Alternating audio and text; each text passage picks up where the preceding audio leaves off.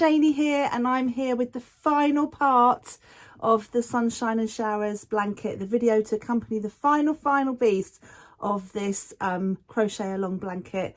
And this time Emma is going to focus on this area of the blanket, and I've got it back to front. Isn't that dreadful? I need to turn it around. There we go. So this is the right side of the work. I showed you the wrong side. So here you're going to make these little, what I envisaged would look like little Easter eggs, and the feeling of chicks and all the sort of Eastery things. But equally, I think it looks like the sunshine too, doesn't it? Kind of like that spring type sunshine where you're beginning to get the nice days coming through. So Emma has done the technique video for this part of the blanket, and I'll show you the right side this time. There we go, those lovely eggs, or the sunshine just peeping through the trees in the spring. Yeah, I hope you enjoy it, and it's the final video in the whole series of them. So if you haven't done the blanket, do take a look at all the parts, all the videos we've posted here. Emma's done a fantastic job doing all the technique videos for this blanket. And if you have made it and you're in the home stretch, I hope you'll enjoy it and that you're really pleased with your finished blanket at the end. Well done. I'll speak to you soon. Right, we're on the last piece. I can't believe it, can you? It's flown by. We're working these lovely sort of circular, or sort of oval, really. They're probably supposed to be circular, mine are oval. So I'm going with Easter eggs. We're working this section anyway.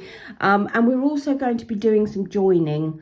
And at this point, I want to address the elephant in the room, and that is the absolute wonkiness, can you see, of my sample piece. And you'll see it more as we work through. Some bits are a lot wider than others, and the reason for this is it is just my sample piece. We've worked every row together, haven't we? We've looked at all the different little things that we've needed to do to complete this lovely project, and because of that I've needed to increase stitch counts at some point in here in particular, to get sort of sufficient repeats in to show you in a meaningful way how it all works. So there's a big variety in my stitch count throughout my sample piece here, but yours won't be like this. Yours will line up beautifully and be straight and lovely.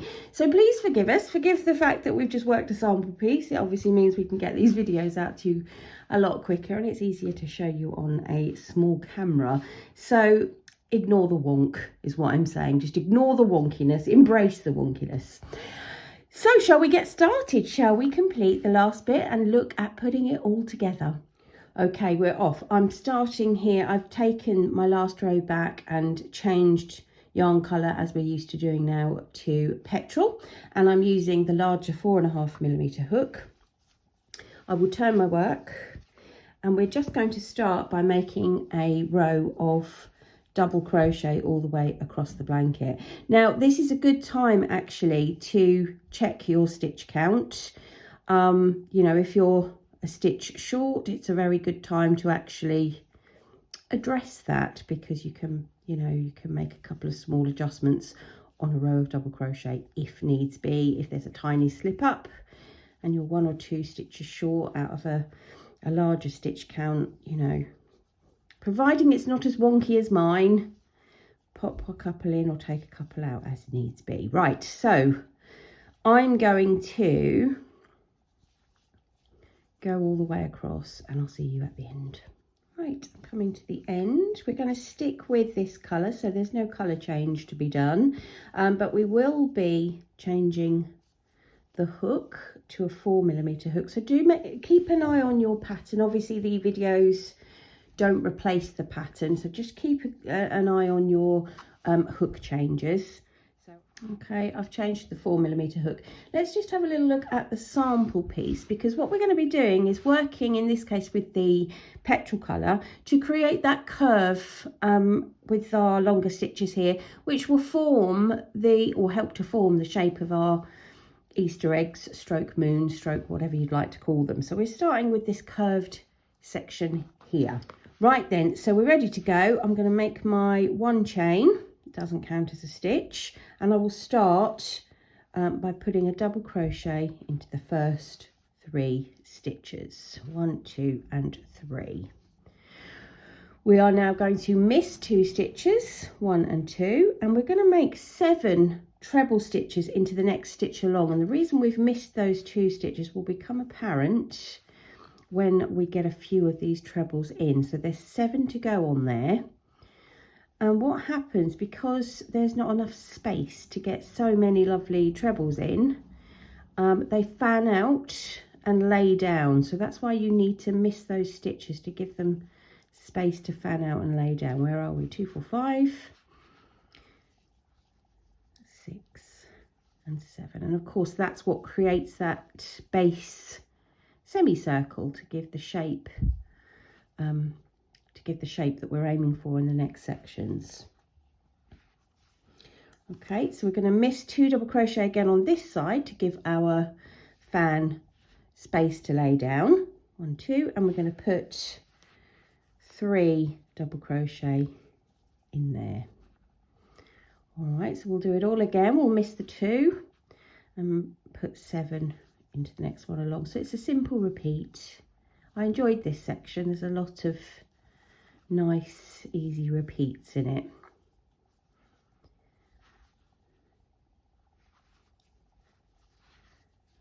Okay, you can see it's starting to lay over to the right when we get a decent number of trebles into one stitch. It's very clever.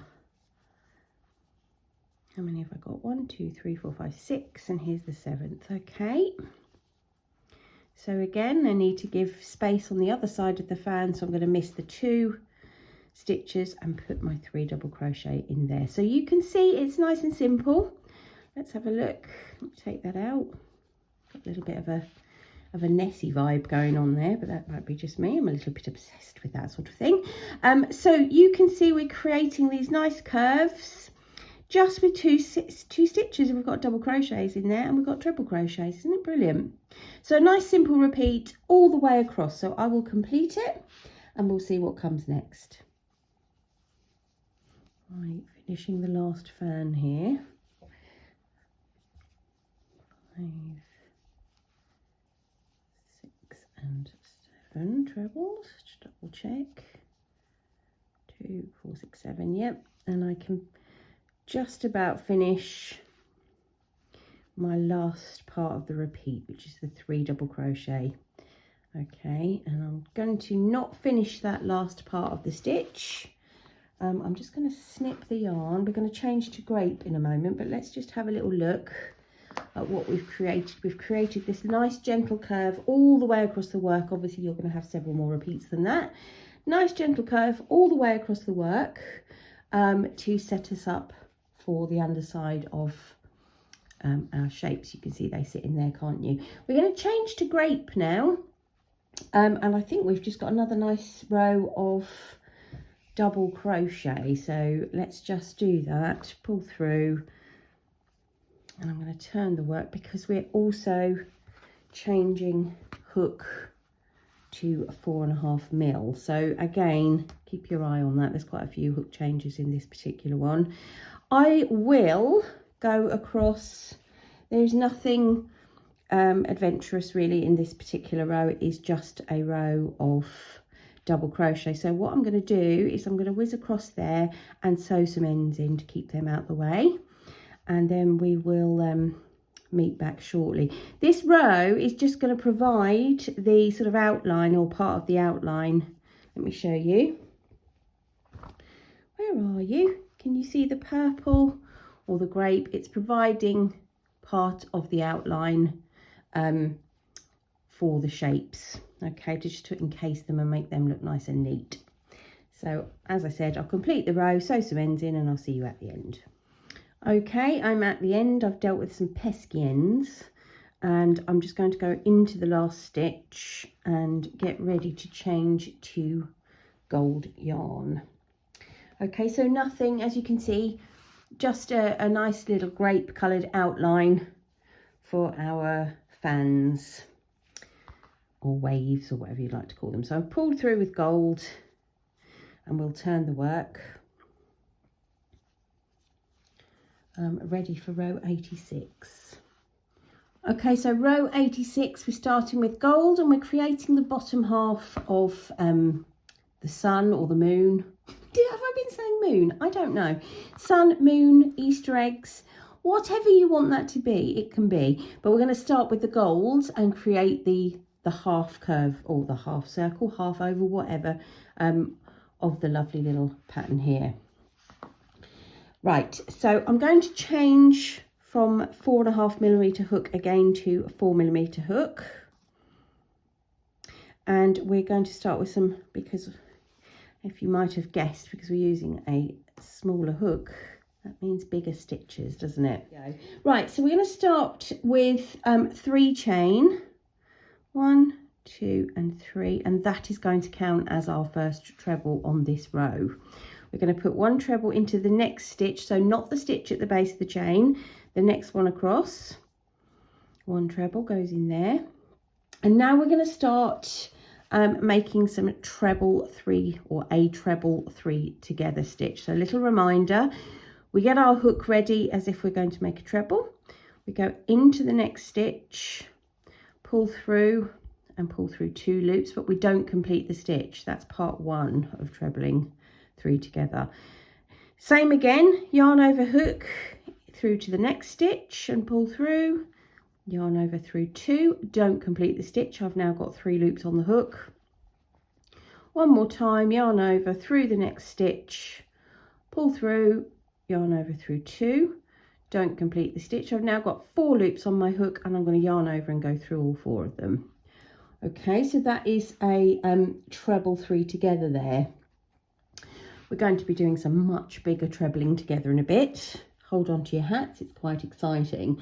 Right, we're going to do 3 chain now just to hop us across to the next stitch where we need to be. And the next thing to please bear in mind is we're going to do 3 more double crochet here, but it's really important to remember that on these we're going to use the back loop only. So just going into 1, not going through the 2, going into the back loop only. And that is because later on we're going to come back and use those remaining loops to hide some stitches. It is genius planning and foresight on the part of Jane there. I talked to her about it yesterday and just said, how do you know? But it was a very complicated response. Just accept that it's genius foresight and planning. Right, so I've done 3 double crochet there and into the back loops only. That leaves the front loops ready to be used in future rows. We're going to do 3 chain again, 1, 2, 3, to hop us across to where we need to be next. And here's the biggie, chaps. We're going to treble 7 together now over the next 7 stitches.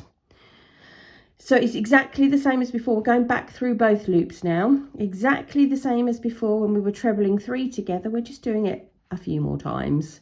So into 7 stitches rather than 3 stitches. And all we're doing each time, just as before, is only doing that first part of the stitch, or not completing the stitch with the last stage. And we're doing that over 7 stitches. And the way to tell if you've done enough is to check you've got how many hook loops on your hook. 2, 4, 6, 7. I need 1 more. So if I'm trebling 7 together, I need to get to the point of having 8 loops on the hook. Okay, and then yarn over, and I'm going to go through all of those loops like so. And you can see what's happened, can't you? We've created beautiful circular pattern which has filled in the dip that we created by making the fans with the petrol colour yarn. Okay, so that's lovely. There's our repeat there. So 3 chain, 3 double crochet in the back loops only, and those 3 stitches should sit right at the top, right at the top of the fan that you've made with the teal, with the petrol colour. Back loops only, don't forget, for those 3 stitches.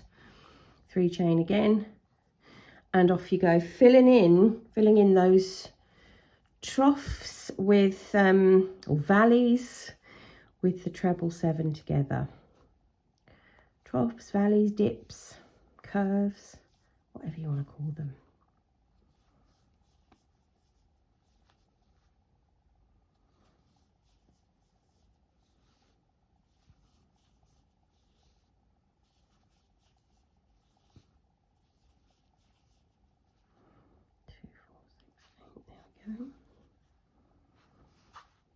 Okay, so all the way across with that repeat. Okay, that was my last 7 treble together, or treble 7 together even. I'm just going to finish up this little repeat by doing my 3 chain, 3 doubles through the back loop. And we're finishing off in a slightly different way, sort of mirroring what we started with. So 3 chain, and we're going to treble 3 together. That's how we started, if you recall. So there's 1, that's 2, that's 3. So treble 3 together. Okay, and we finish up by putting a treble into each of the last 2 stitches. And we're actually not going to turn, not going to change colour, not going to do anything here. We're going to fasten off. Okay, so let me just snip that yarn. Oops. Oh. Fasten that off for now. And have a look at what we've done. Okay, so you can see we've sort of filled in. We've filled in the semicircle that we've made with our petrol. We filled that in with gold, which is lovely. And we've now got to finish up this way up the other half of the motif with lime. So what I'm going to do is I'm just going to quickly get rid of some ends so it's all nice and neat, and we'll do that next part. Right then, we're ready to go with row 87, and row 87 is putting the other half of our little sunshine or moon or Easter egg motif to complete it in that way. So we're going to be using a 4mm hook, and we haven't turned the work, so we've still got the right side of the work facing us. If you're not 100% sure, have a little glance down to your pumpkins or your bobbles, and if the bobbles are on display, that is the right side of your work. So we're going to join lime into the 3rd chain, the beginning of the beginning 3 chain from the last row. Okay, so that's joined, and I'm going to start with 3 chain, and that will count as my first treble, and then I'm going to put a treble into the next stitch, and we are now going to work 3 treble, I think, into the center of our treble 3 together that we made. Now there is a little bit of explanation in the pattern as to where these stitches sit, and it's actually easier for me to show you in the full size, the treble 7 together. So just bear with me to show you that, because then when you actually are making this row, you're going to know precisely where to put your hook. All right, so we'll follow your pattern for this bit, because once I've explained on the larger stitch, you're going to know exactly what's what. Okay, so I've got 3 treble in there, and then I'm going to miss the 3 chain. So miss the 3 chain here, and put 1 double crochet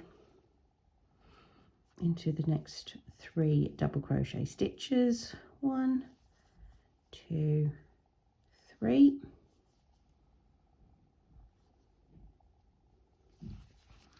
Okay, and now I'm going to miss this 3 chain again, and we're on this full size one now, and I'm going to put 7 treble in here, and this is where I wanted to show you where my hook goes when we're making you know, making up the circles of the clusters. So if I bring that up to the camera, you can see where all of those stitches where we've done treble 7 together, they all appear to be going into this point where my hook is going through now. The center, that looks like the center, and it is the center. But if in purist terms, if you were being told to put 7 trebles into the next stitch, that isn't actually the next stitch. The next stitch is just across here. So ignore the purist terms, read your explanation, and just know that Jane wants you to put those stitches into that center point, because it just creates a better pattern. So that is what's happened back here. at the beginning of the row, but it's less easy to see because there are fewer stitches going in there, so it's not so easy to define, which is why I wanted to talk to you about it using this example here, because the more stitches have just created a little bit more obvious center point. Okay, so I hope that makes sense. We're going to miss this chain and we're going to put 7 treble into the center point, which, as I said, will be very obvious, and it will be quite intuitive. You will want them to go in there to create this lovely pattern.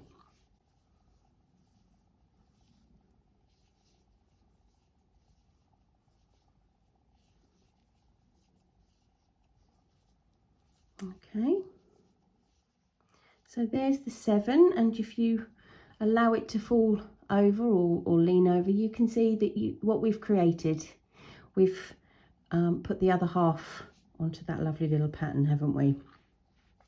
All right, so there's no chains or anything to do between. You are just simply going to put 1 double crochet into the top of the 3 double crochet that are already there, 1 each. All right, and we're going to do that all the way across. So find the center point and put 7 trebles in it. All right, so I'll do that and see you towards the end. Okay, I finished the last of the larger sections, and I'm going to just put the last 3 double crochet into the top there, skipping the last chain space here and going into here and putting 3 treble, 1 2 3, and then finishing with treble into the last treble stitch and into the top of the beginning chain, which I've made awkward by sewing the end in. But there we go. Right, I'm not going to finish because we're going to change to I hope you saw that, we're going to change to grape in a minute. But look at what we've created. Aren't they beautiful? Half and half, gorgeous, decorative. Now Jane does say in the pattern you could always do these with cream and make them moon, make them spring moon, but I just, whatever, it's beautiful. I love this motif, I just love it. It's another very clever, very effective way of basically putting circles in your work. If that was all one colour, you can imagine, can't you? It would just look like a really lovely circle. So if we look at our sample, you can see that we continue the outline with the grape across the top as well. And what is also interesting, you can see that between the circles or ovals or whatever, the grape neatly disguises these 2 areas here, which are our double crochets. That is where the unworked loops of our stitches come in, and you'll see what I mean on the next row. So we're going to change to grape, and we're also going to change back to a 4.5mm hook. So let's get that done. Okay, I have got my grape yarn ready. I've got my 4.5mm hook ready, and I've turned my work. So I'll make 1 chain, which isn't going to count as a stitch, 1 double crochet into the next 5 stitches, remembering to put a stitch into the one at the base of the chain, 2,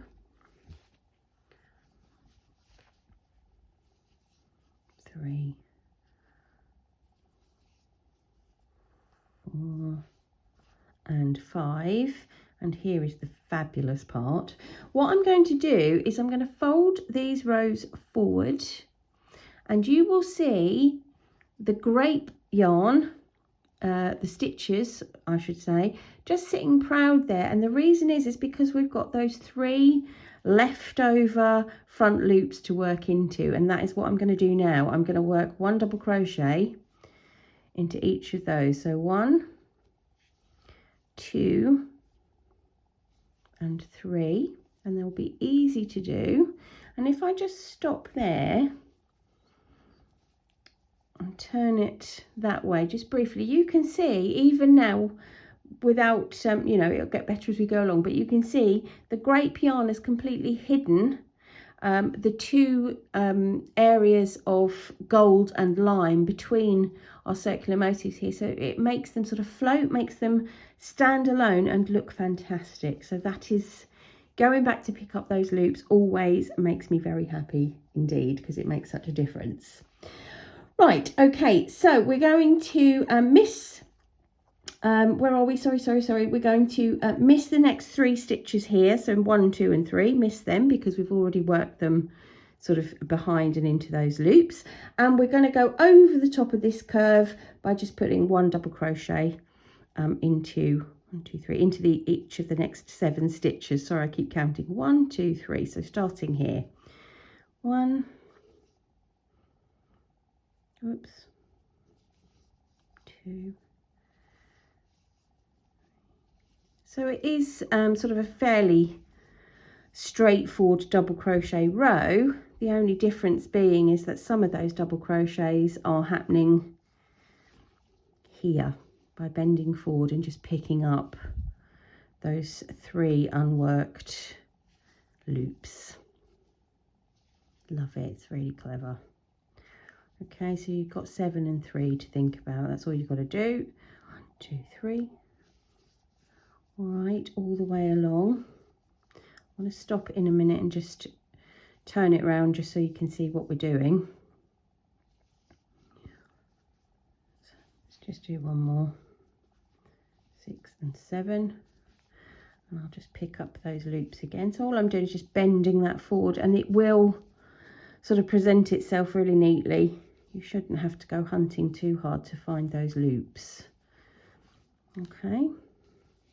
So let me just stop there and turn this round so you can get the effect.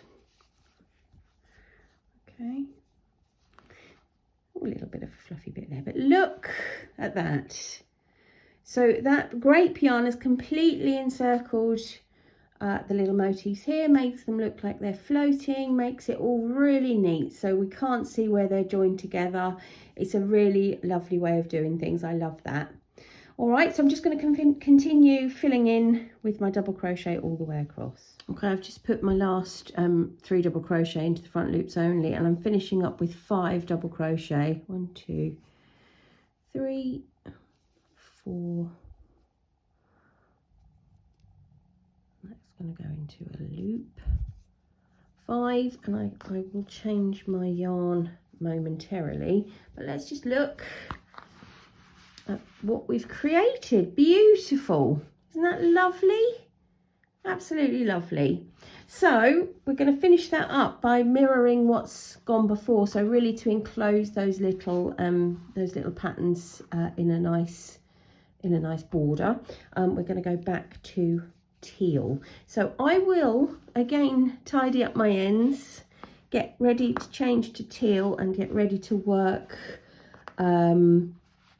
I don't know what row we're on, 89 I think. Oh, not teal, petrol, I beg your pardon. We're going to change to petrol, and we will be working row 89. So bear with me, let me get it all tidy.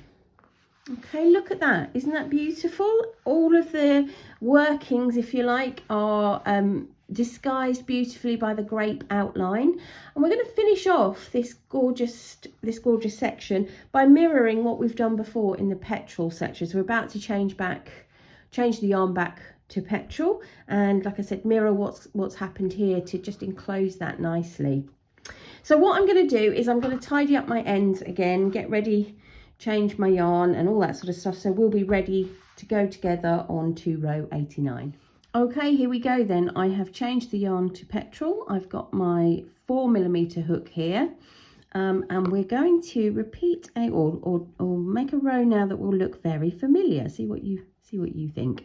So 1 chain doesn't count as a stitch, and we're going to start with 1 double crochet into the first 3 stitches. So 1, 2 and 3.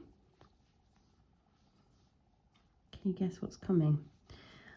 We're going to do 3 chain trying to get into my swing with the new yarn sitting all in the wrong place. 3 chain, and here we go, treble 7 together. All right, now as we're doing this treble 7 together, we are ignoring, you can see those lime stitches poking up there, we're ignoring those. We're going to only be working into grape stitches. All right, 1, 2,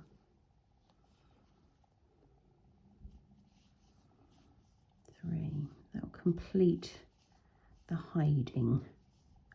4, 5,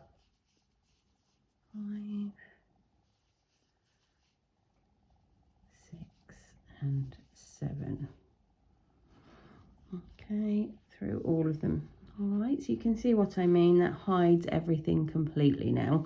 And does it look familiar? I think it does, doesn't it? It's the same as what we worked here with our gold. So 3 chain, and we're going to put 3 double crochet at the top of our curve and fill in 3 chain again, sorry, and fill in with that treble 7 together. Okay, so this should be familiar. So I'll see you at the end. Okay, I'm just finishing the last treble 7 together. Where it all goes, 3 chain, 1, 2, 3. I'm finishing up with 1 double crochet in the into each of the last 3 double crochet. Okay, so let's just have a little look at what we've done. Great, we've made a start. We've almost, but not quite, filled in the top part of our pattern. We've got another row of petrol to put on there, so it will be completely done. So not changing colour, turn the work. We're going to be doing a row of double crochet, so we're going to pick up our bigger hook, our 4.5mm hook. Okay, so we'll go straight into that. Okay, and we are on row 90. All right, so 1 chain, doesn't count as a stitch, and we're going to start by putting 1 double crochet into the 3 double crochet that are sat there already on the row below. So that's 3. Now when we get to our chains, we're going to just put, we've got a 3 chain here, but we're going to just put 1 double crochet into the first, 1 double crochet into the second, which is through there. Then we're going to miss that 3rd chain, put a double crochet into the stitch which is at the top of the treble 7 together. We're going to miss the next chain, and then we will put 1 double crochet into the next chain along, 1 double crochet into that last chain. Oops. And off we go again. Okay, so 1 into each of the 3 at the top of the curves. 1, 2, 3. 1 into the next, 1 each into the next 2 chain, and this is where I slip up. 1, it's very windy today, I don't know if you can hear it, and 2, skip the next chain, 1 double into the next stitch, skip the next chain, and oops, is that the right one? Nope, 1 into the next one. I've twisted it a little bit. Here, 1 into the next one,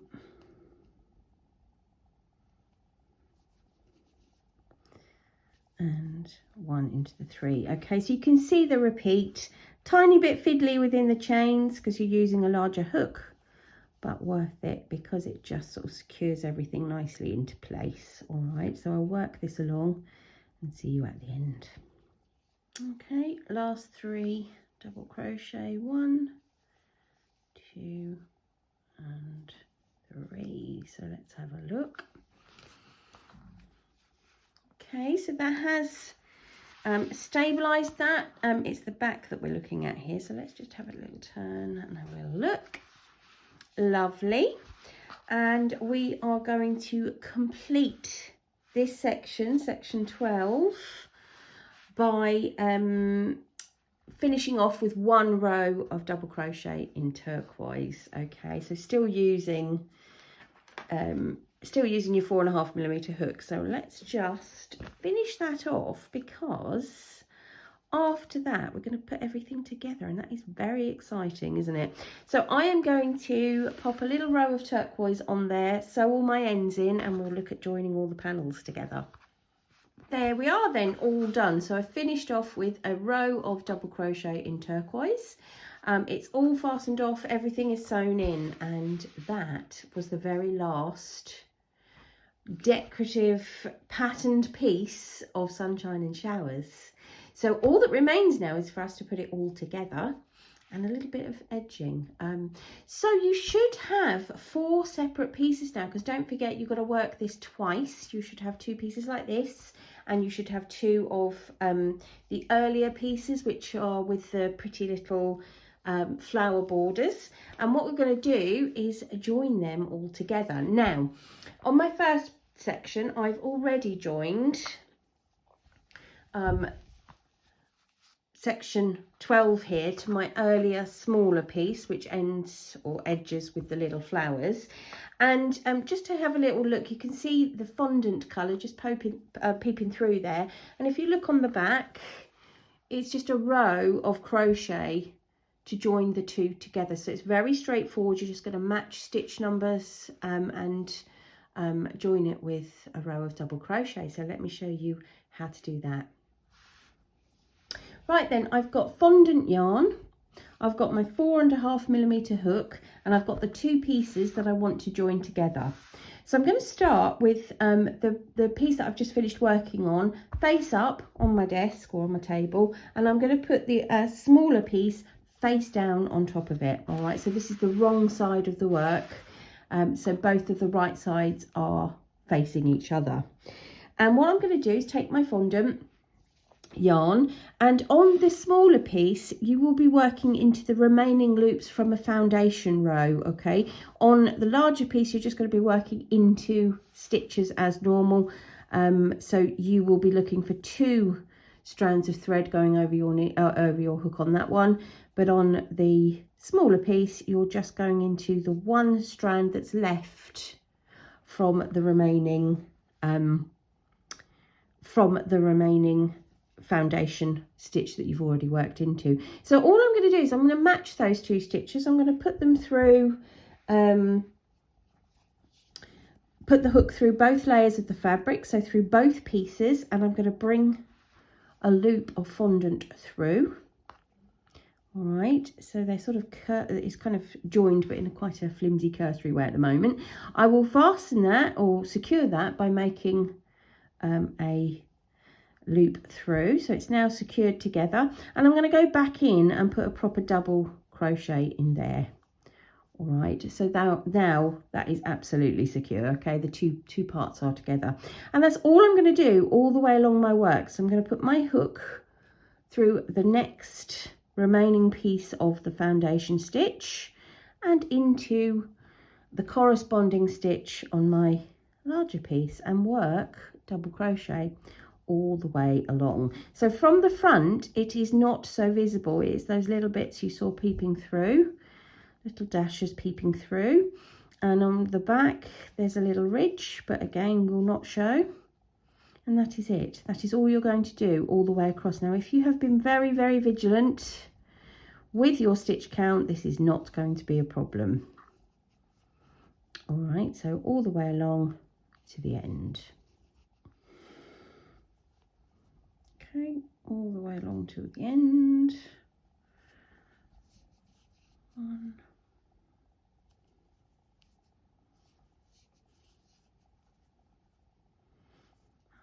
last one. Okay, so you cut your yarn and pull through, and as I said, this is the reverse side, so you'll just see that little neat row of double crochet stitches, and inside you will just see the fondant peeping through. That is joined. So do that on your other piece as well. So you've got then you'll then have 2 pieces, and then you're going to need to join these ends together in Very similar, almost identical way. The only difference is on these ends we're working, both edges have only got foundation stitches to be able to join. All right, there are no, they're both exactly the same. There are no actual stitches to work through. So you're joining those foundation edges as you did on the smaller piece of the join we've just done. And we're going to be using turquoise to join these two pieces. All right, so I'll start you off with that. Okay, so just as before, I've got right sides facing each other, and you can see I've got the wrong side facing me. And I'm going to do exactly the same. I'm going to match stitch for stitch, but as mentioned, it's going to just be those foundation stitches. So we're not going through a whole, we're only going to go through one strand each of each stitch, if that makes sense. So just the one strand that's left on the foundation stitch.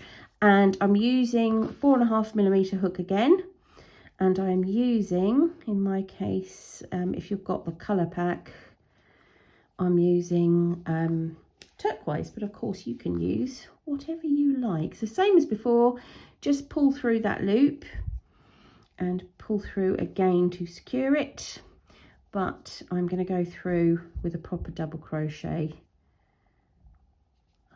to make that edge nice and secure. And we're matching all the way across.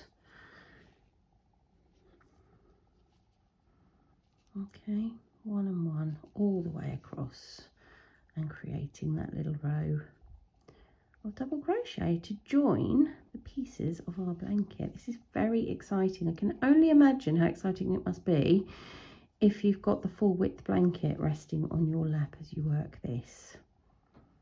I've just got a little wonky strip, but I'm still very excited. Down to the very last stitches to join. 1,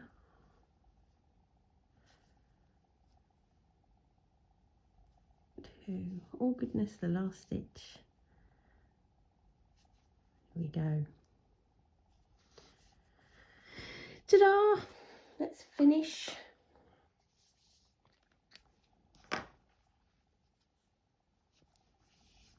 Okay, now this is going to be difficult to show you, but let's give it a go. Right, so join number 1. I shall just go. And here comes join number 2 at the centre. Isn't it lovely? I think they look really nice. Really, really lovely. So oh goodness, I do wish I had a full width blanket to show you. I've got one to do, but I haven't done it. I'm quite enjoying this. So we have between us worked this beautiful sunshine and showers blanket, pretty much every single row, edge to edge, and it is all joined. It is all beautiful. I've got a couple of ends to sew in. And before we sign off, let's have a little look at borders. Now, you may have enough yarn left over to make a more elaborate border than Jane has put on the pattern, or add extra rows or whatever. But I'm going to just show you some, just how we're going to pick up stitches along the edge to make your border. Right, we're going to work, or we're going to start with a really straightforward double crochet border, and you can see obviously I have turned the work so that it is horizontal, and I've got my flower edging to my right, and Jane has suggested how many stitches to pick up between the edge here, or the corner where the flower is, to the fondant join point, which is really helpful. And she's also suggested how many stitches to sort of pick up into each type of stitch. So when she's picking up into a double crochet row, she's just going to go straight into the kind of obvious space between rows, and if you go prodding about with your hook, you will find it. Now when the stitches are a little taller, for example with a treble, she suggests doing 2 or 3 stitches into those sides, and when they're taller still, perhaps a double treble, maybe 4 stitches. I would advise as well, so this is what I'm now doing, going into one in the edge of each double crochet row. Find the amount of stitches that works for you within trebles, for example, and stick with it. So if you're finding that you can get 3 into a treble, always look for 3 when you go for a trebles, and then almost the count is almost immaterial really, as long as it's sort of even on both sides, because if you're consistent with the amount you're putting into each stitch, it will look nice and even on your border. So I'm going to try and do what Jane has suggested. I've got a double treble here. I'm going to go for 4. So 1, whoops, just going in around that post, you can see, look, 2, 3 and 4, and I'm going to put one into that edge of that little double crochet row, 1 and 1. And here we are with a treble, so I'm going to go 1. I think I'm going to stick with 2, and I'm going to work that all the way along like so, just trying to be consistent with my spacing of the stitches. So if I'm consistent with the spacing, it's going to look, the border's going to look nice and even and not too jumbled in one section and too spaced out in another section, if that makes sense. Okay, and that's all we're doing really. We're just finding the place where the hook fits nicely and making a stitch. Okay, all the way along. There's 2 in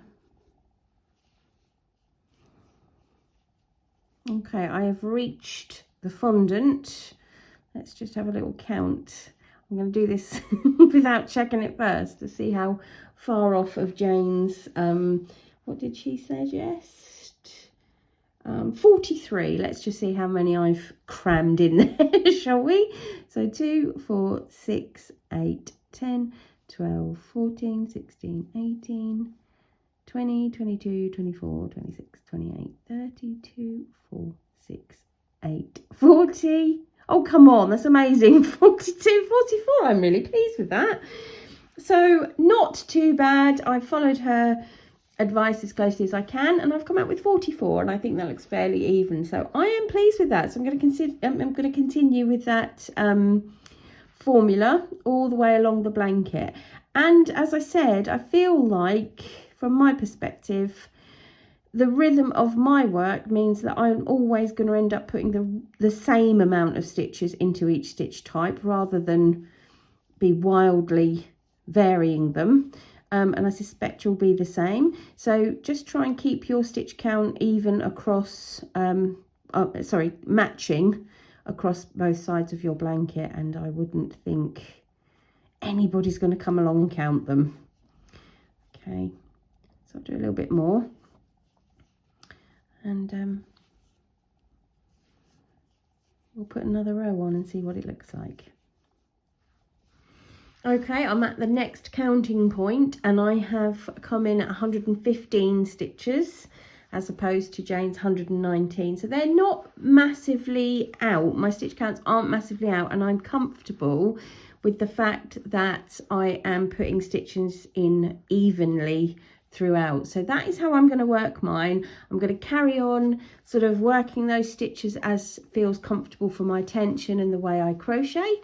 And like I said, they're not wildly different stitch counts given the amount of stitches that we're having to add into the project. So once I've gone all the way along and picked up the stitches, I'll fasten off. I'm not going to turn the work, because my next row, I'm going to work all of the rows from the right side of the work. So let's put another colour on here and see what it looks like with the second row on it. Yeah, it's starting to look really pretty, isn't it? This is with pale rose on top of the raspberry. And again, if you've got extra colours left over and want to make extra edging rows, that's lovely. So I'm going to use this opportunity to remind you to have a read of the pattern in regards to blocking and washing, or washing and blocking. and all that good stuff in there, because it really does make a difference to your work when you wash and block, if you've the time and space to do so. Evens out the seams and the stitches, makes everything a little bit softer, more drapey. Just a really nice way to finish your project that you will have without doubt spent many hours on. So a couple more sort of good nurturing hours at the end to show it off to its very best, if you can spare them, are worth spending, really. So thank you ever so much for sitting through some, all, any of the videos. I hope you found some useful things in there, some tips that might help you, not just with this project, but with other crochet projects going forward. And if this is your first Janie Crow project, I hope it gives you some confidence to try some of the other beautiful designs that she's got. And yeah, big thank you from me. And I will continue finishing off our little sample, and I shall always think about it with fondness, because it's been a joy making these videos for you. Enjoy your sunshine and showers.